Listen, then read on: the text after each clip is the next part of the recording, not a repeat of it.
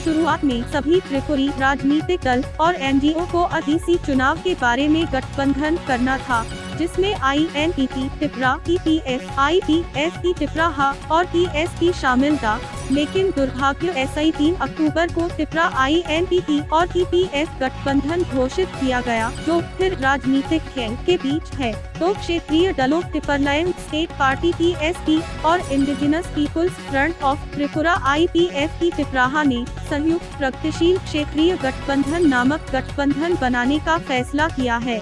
शुक्रवार को मीडिया कर्मियों को संबोधित करते हुए इसकी घोषणा करते हुए TSP अध्यक्ष चित्तरंजन देववर्मा ने कहा कि दोनों दलों ने अपनी मांगों और मुद्दों जैसे नागरिकता संशोधन अधिनियम CAA और राष्ट्रीय जनसंख्या रजिस्टर NRC के समान होने के बाद SI सेना में शामिल होने का फैसला किया है। हम संयुक्त मंच की घोषणा कर रहे हैं, जिसे ग्रेस संयुक्त प्रगतिशील क्षेत्रीय गठबंधन कहा जाएगा, और अन्य जनजातीय दलों SI भी हमारे हाथ मिलाने की अपील की। चित्तरंजन ने कहा कि CAA को अलग करने और अलग राज्य के साथ NRC शुरू करने जैसी हमारी मांगें हैं, और इसलिए हमने इस साल के अंत में एडीसी चुनावों पहले हाथ मिलाने का फैसला किया है।